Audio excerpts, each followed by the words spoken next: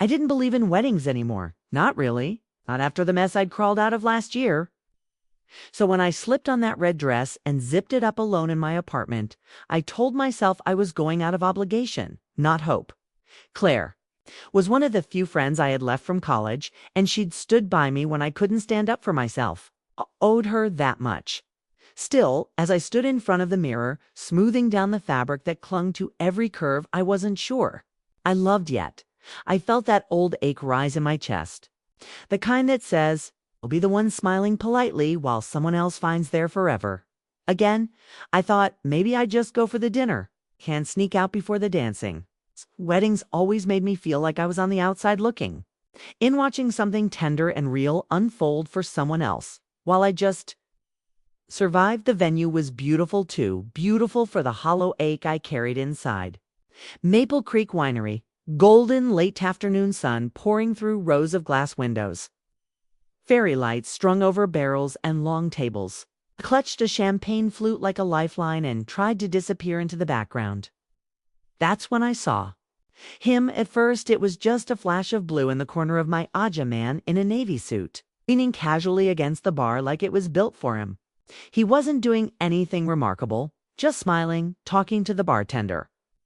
But something about him pulled my gaze and refused to let go. Tall, broad shoulders, hair slightly messy like he didn't try too hard. But it was his energy that caught me. Confident, but not loud. Present.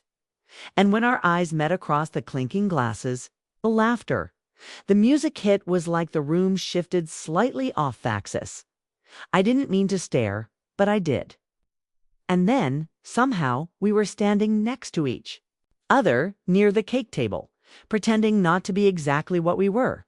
Strangers sizing each other up at a wedding full of people who already had someone to hold. "You look like you could use an escape plan," he said, his voice low, a little amused. I laughed too fast. Do I look that obvious? Only to someone who feels the same, he said, offering his hand. I'm Noah, just like that. No pressure, no lines. Just a moment cracking open between us like the cork on a bottle of good wine. We danced. God, I haven't danced like that in years. Not the sexy, grinnin' till you forget name kind of dancing you do in clubs, but the kind where you feel the other person, where your bodies move like you've done this before in another life. His hand settled on the small of my back and stayed there. Not too firm, not too cautious, just right. I remember the way his lips brushed my ear as he asked where I was from, what I did, what I wanted.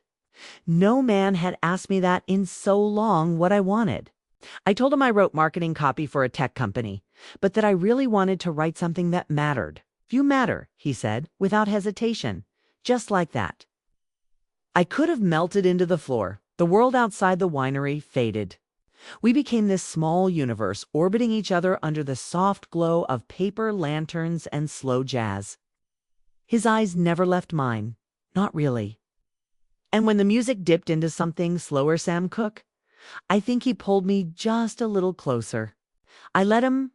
I wanted to know how he smelled, how his chest felt against mine, how long I could stay in that quiet bubble without real life barging in. You want to get out of here? He murmured, and my body answered before my brain could catch up. We slipped out while no one was watching, like a secret too good to tell. The night air hit us like truth, cool, quiet, sharp around the edges. I should have stopped it there, should have said, "Thank you for a lovely evening," and gotten in my car like a responsible adult. But then he touched my hand just lightly, like a question, and I didn't pull away. We kissed behind the tall hedges near the parking lot, hidden from the rest of the world.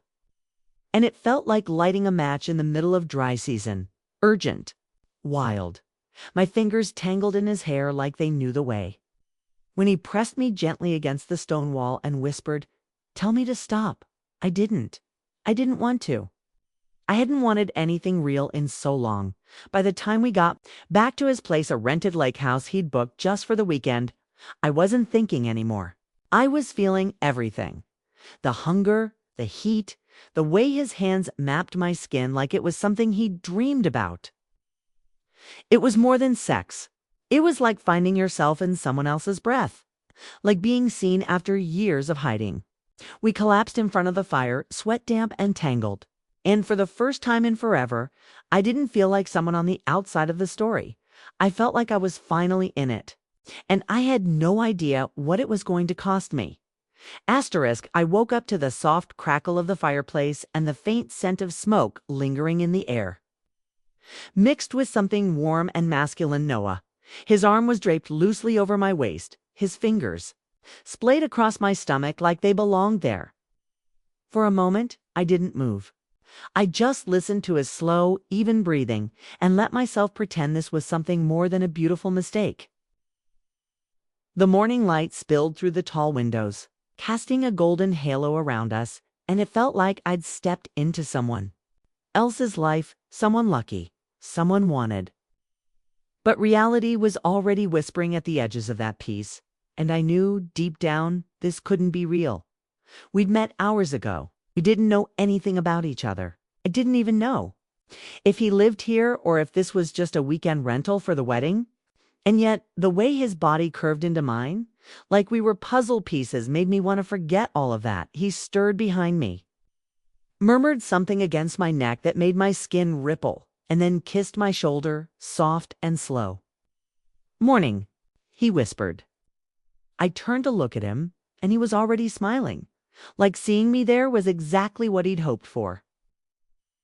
"You snore," I teased, though I didn't remember if he did.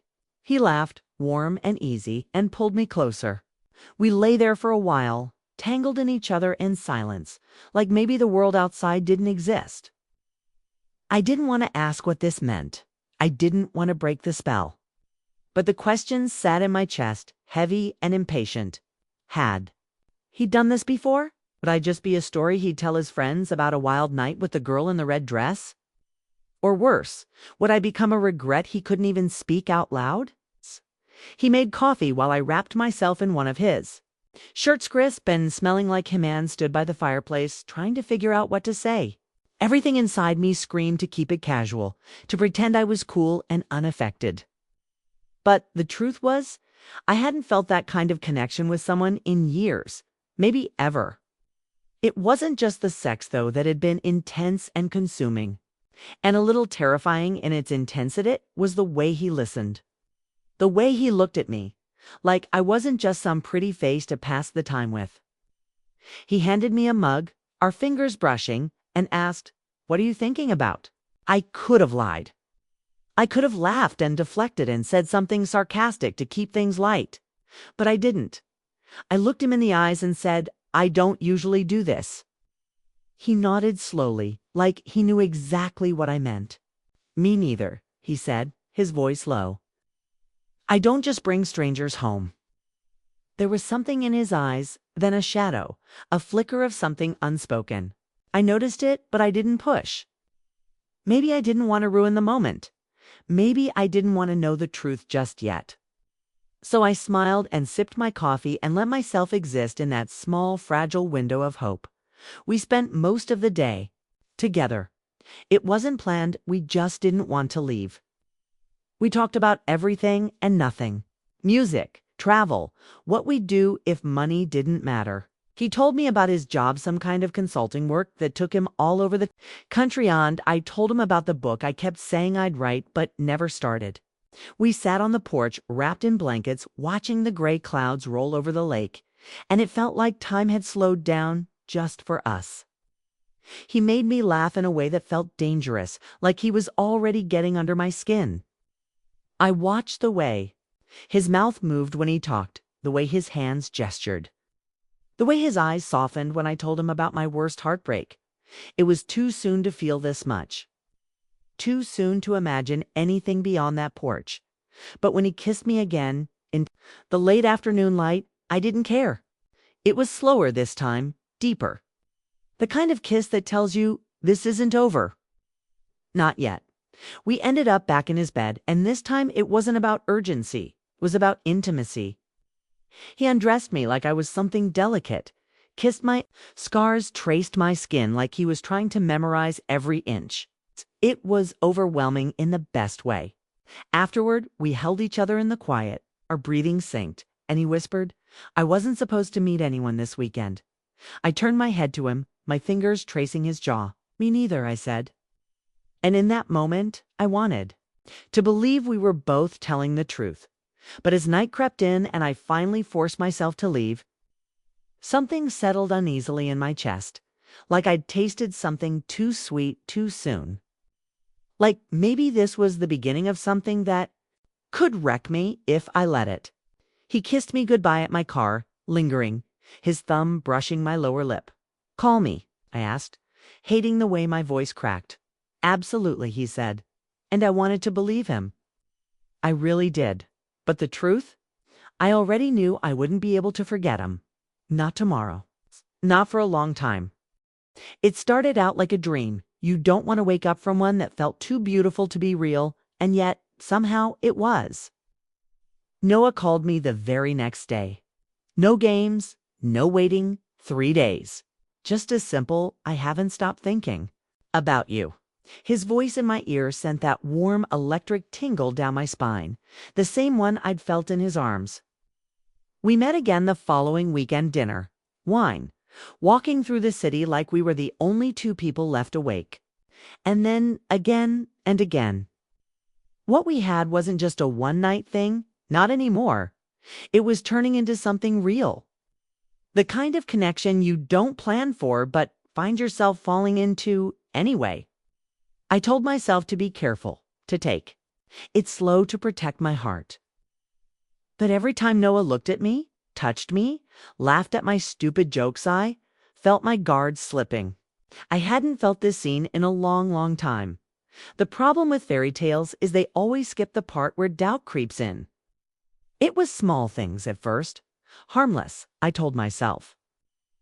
His phone would buzz during dinner, and he'd glance at it and flip it over without answering. I didn't think much of it until it started happening more often. Or the times he'd go quiet during conversations that should have been easy. I'd ask a question where he grew up, who he still talks to from college, and he'd give a vague answer or change the subject entirely. Still, I brushed it off. We were new. Some people just needed time to open up. And I wasn't exactly handing over my full life story either. We'd both been through things. I told myself that was okay. Then came the moment I couldn't explain. Away? We were getting ready to go out, his hands on my hips, mouth on my neck, and I stepped into the bathroom to fix my lipstick. That's when I saw it. A razor in the shower. K-pink one. The kind with the little moisture strip. Definitely not his. Definitely not mine. My chest tightened, and I stood there, staring at it, feeling ridiculous for even thinking what I was. Thinking maybe a friend had stayed over. Maybe it was old. Maybe. Maybe when I walked out, I tried to keep my voice steady. Hey, do you have a roommate or something? I asked, casual as I could manage. He blinked, thrown. No, why? I shrugged, just curious. He smiled, kissed my forehead, and said, no roommates, just me. I didn't push. But something started pulling at me. Something quiet and persistent. The next time I stayed over, I noticed a necklace in the drawer of his nightstand. Silver, small, delicate. Not the kind of thing he'd wear. And definitely not something I'd left. I held it up when he came out of the shower. Yours. I asked lightly, but I could hear the tremble beneath the joke. He froze, just for a second, but it was long enough. Oh, that Claire left it here a while ago, he said, rubbing the back of his neck. She and Josh broke up once, a long time ago. She crashed here for a bit. I forgot it was even there. My stomach turned. Claire, as in the bride Claire. He nodded. It was years ago. We dated. It ended. We're friends now. He laughed a little, like it was no big deal. But my heart was racing. He'd never mentioned dating Claire, never even hinted at it. And now I was supposed to believe this was ancient history. I nodded, pretended to let it go, but the truth. I sighed didn't. I started noticing more little things. A photo frame in the hallway of him and a woman I didn't recognize, smiling at each other like they shared 1,000 secrets. I thought maybe it was a sister, a cousin, an old friend. I didn't ask. I wasn't sure I wanted the answer. And that made me feel pathetic. I was already in too deep, already too afraid of what I might find if I started pulling at threads. I wanted to believe him. I wanted the version of Noah I had in my head, the one who held me close and made me feel like the only woman in the world to be real. But something was off.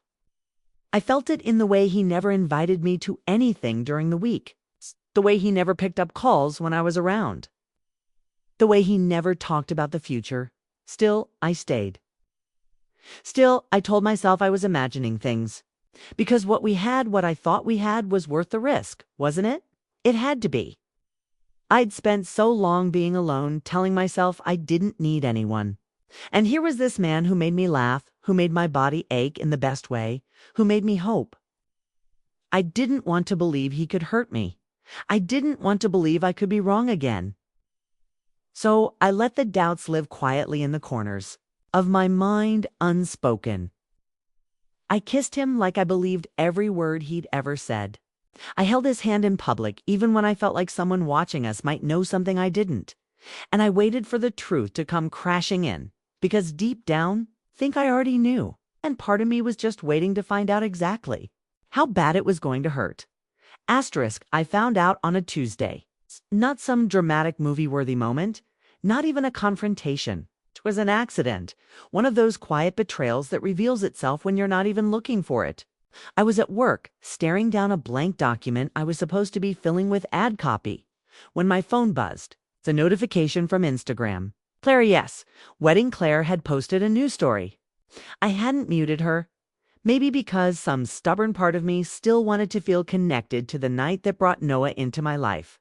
I clicked on it without thinking. It was a video, soft music playing, glasses clinking, a cozy dinner scene. In someone's warmly lit kitchen, it was Claire, laughing, sipping wine. And there, standing right beside her, leaning in to pour her another glass, Noah. Not a version of him I recognized either. This wasn't the casual guy in jeans and flannel who teased me about my terrible coffee order. This Noah looked comfortable, familiar. He rested his hand lightly on her back like he'd done it 100 times. And she looked up at him like she knew him. Like whatever was happening between them wasn't new. My whole body went cold. My hand gripped the phone so tight it shook. I watched the video 3 more times, hoping to find some logical explanation, but there wasn't one. And deep down, I knew that whatever thin thread I'd been holding on to, trust, denial, hope, it had finally snapped. I didn't cry right away. I just sat there, heart pounding, trying to remember every detail of every moment he'd touched me, kissed me, looked me in the eyes and said I was different. I thought of that pink razor, the necklace, the photo, all the things I'd let slide, all the times I'd chosen not to ask. How many times had he come from her bed to mine? How many lies had he let sit between us like they meant nothing? I felt sick. I needed answers. So I did something I wasn't proud of. Messaged Claire. Not to confront her, not yet. Just a simple, careful question. Hey, I saw your story. Didn't realize you and Noah were close. Are you two ... seeing each other again? It took her 10 minutes to reply, but it felt like hours. Her message was short. Wait again. We never stopped. Everything inside me hollowed out in that moment. I read those 5 words over and over, like my brain couldn't make sense of them. We never stopped. We never stopped. I don't remember leaving work. I don't even remember the drive home. I just remember standing in my apartment, still in my heels and coat, staring at the wall like it could somehow make this make sense. He'd been sleeping with both of us, carrying on some perfect little lie on both ends. How long had it been going on? Was I just a fling, a fun distraction from the woman he'd never really left? I tried calling him. Of course, he didn't answer. I left one message, tight-voiced, shaking, barely coherent. I know about you and Claire. Don't bother calling me back. Then I blocked him.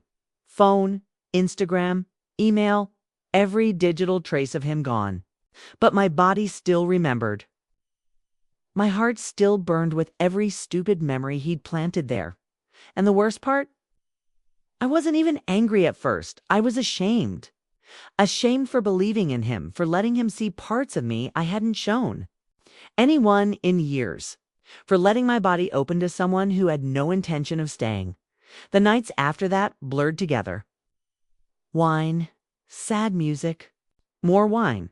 I kept trying to pinpoint the moment I should have walked away, the moment I knew something was off but chose to stay anyway. I blamed myself for ignoring the signs. I hated myself for wanting him to be someone he clearly wasn't, for falling for a fantasy. Again, Claire messaged me once more that week. Just one line, I didn't know. I'm sorry, I believed her. She wasn't the villain in this story. We were both just chapters in his twisted little novel. I didn't reply. I didn't have it in me to sort through that wreckage, too. What kept me up at night wasn't just the betrayal, it was how real it had felt. How easily I'd let him in. I remembered the way he looked at me while I slept, the way his hand curled instinctively around mine in the dark. The way he said I wasn't supposed to meet anyone this weekend. Was any of it true? Or had it all been part of some well-practiced script? Grief is a strange thing when you lose someone who never really belonged to you. It's quieter, meaner. It doesn't give you closure, just more questions. I missed him and hated him in the same breath. I wanted to call him and scream, and then I wanted to curl into a ball and forget he ever existed. I felt used, bruised, but more than anything, I felt foolish. Still, even in the haze of heartbreak, I knew one thing for sure. This wasn't going to break me. I'd been broken before really broken, and I'd survived. This would scar, but it wouldn't destroy. And maybe, just maybe, it would be the beginning of something better. Something honest. But first I had to burn what was left of him from my life. Every trace, every touch, every lie. I thought I was done with him. I thought deleting every picture, blocking every number, and drinking enough wine to drown a small country would be enough to erase Noah from my life. But healing doesn't move in straight lines. It comes in waves. Some nights I was fine, empowered even. I'd tell myself, you dodged a bullet. You're stronger now, smarter. But other nights I missed him like an open wound. I'd catch myself remembering the exact weight of his palm on my thigh or the way his voice softened when he whispered my name in the dark. Grief for a man who never fully belonged to me was the cruelest kind. There were no shared friends to hate him with me. No relationship status to mourn publicly, just this private, shameful ache I carried alone. 2 weeks passed before I saw him again. I didn't plan it. I wouldn't have been that reckless. Happened at a friend's party, one of those rooftop mixers where everyone pretends not to care who's there, even though half of them are scanning the crowd for someone specific. I wasn't looking for Noah. Honestly, I was barely even looking for closure. I was trying to get out of my apartment to remind myself there were other people in the world. But then I turned, and there he was. He saw me at the same time. His body stilled, drink halfway to his mouth. Like the sight of me had knocked the air out of him. For a moment, we just stared. I felt my chest tighten, not from longing but from rage I hadn't realized was still simmering. Then he started walking toward me, slowly, cautiously, like approaching a wounded animal. I wasn't sure if you'd come, he said softly. I didn't know you'd be here, I shot back. My voice was sharp, but my heart was thundering. Can we talk? He asked, looking like he hadn't slept in days. Please. I should have said no. I should have turned and walked away. But something in his eyes, regret, maybe, or desperation, made me nod. We slipped away to a quieter corner of the rooftop, just far enough from the music to hear ourselves breathe. I messed up, he started, voice hoarse. I should have told you everything from the beginning, about Claire, about all of it. Crossed my arms, bracing myself. You think? She and I were off and on for years, he said, But when I met you, something shifted. I didn't expect you. I didn't plan for any of this. I kept telling myself I'd end things with her, that I'd clean up the mess I made. But I waited too long. You let me fall for you, I said. You let me believe I was the only one, that it meant something. It did mean something, he said quickly. Everything I said to you was real. I never lied about my feelings, just about the circumstances. I laughed, bitter and low. That's not better, Noah. I know, he said, and for once he didn't try to argue. He just stood there, wounded and raw. And I hated how much I still wanted to reach for him. I was in love with you, I said, my voice barely above a whisper. And I don't even know if I was ever really with you. He swallowed hard, eyes glassy. You were. Even if I didn't deserve it, too were. We stood there in silence for a long time. The city lights flickered around us, indifferent. Claire found out, he said finally. After your message, she left. For good this time. And what? I asked. Now you want me back? Like I'm your second chance. No, he said. I'm not asking for anything. I needed you to know I was sorry.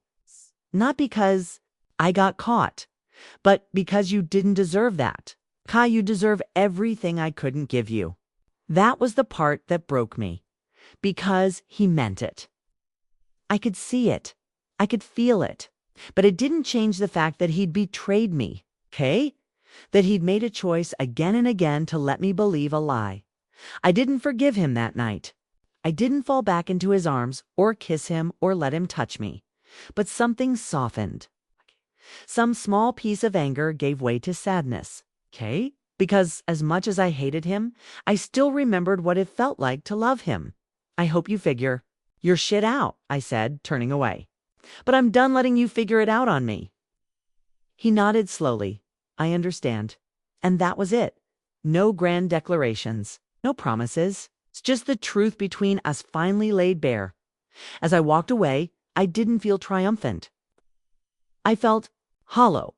But I also felt free. The weight of him, of everything unsaid, lifted just enough for me to breathe again. I didn't know what came next. But for the first time in weeks, I knew it wouldn't be him. And that was a start.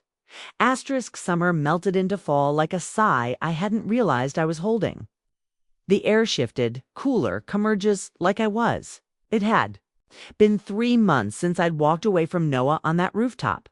3 long, messy, healing months. I won't lie and pretend it was all empowering montages and smiling with friends over wine. Healing was ugly. Waking up with puffy eyes. It was deleting his name from my phone 27 times because part of me kept thinking, what if? It was second-guessing everything I thought I knew about myself, about men, about love. But somewhere in all that pain, I found a version of myself I'd forgotten existed. The woman who didn't measure her worth by someone else's attention. Who could sit at a cafe alone and not feel like she was being pitied. Who could walk into a party without scanning the room for the man who might destroy her again. I got reacquainted with the people who actually knew me, my best friend Lila, who made me laugh even when I couldn't breathe. My sister, who reminded me I'd survived worse. And eventually, I got reacquainted with myself.